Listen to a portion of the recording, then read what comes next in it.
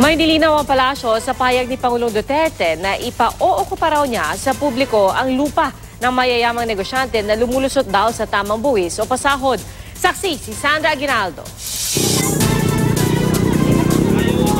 Matapos umubra ang Occupy Pandi at nagresulta sa pagkakaloob sa kanila ng mga housing unit ng gobyerno, Occupy Luisita naman ang ikinasa ng ilang militante at mga magsasaka.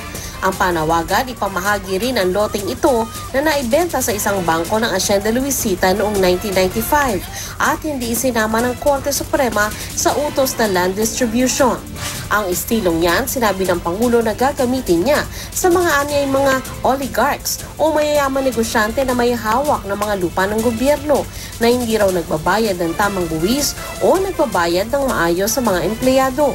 Dili ninyo iuli ang yuta sa gobyerno, then I will ask the Filipino people to occupy the lands that are in your hands.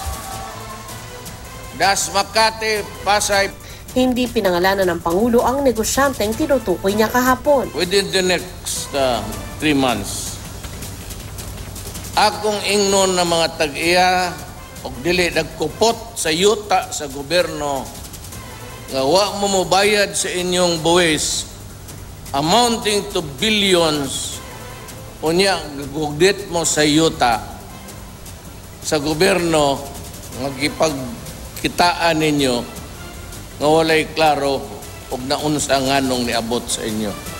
Pero bago nito ay binatikos na niya ang isang kumpanyang nag-develop ng lupain ng isang government corporation sa Makati na pinagbabayad ng korte ng back rentals at pinaalis na dahil ayaw na ng government corporation na i-renew ang kanilang lupa. Pero gagamitin nga ba ng gobyerno ang istilong pag-okupa na ginawa sa mga pabahay nito? Hindi naman daw masama ayon sa dalawang miyembro ng kanyang gabinete na mula sa makakaliwang grupo. The president is telling the oligarchs, your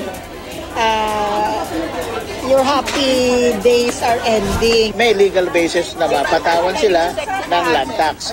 Pero paglilinaw ng palasyo, it was a statement to the, to those who are concerned. Taxpayers. I don't mean this is the exact step, but he will take certain steps to make sure that the erring parties will respond properly.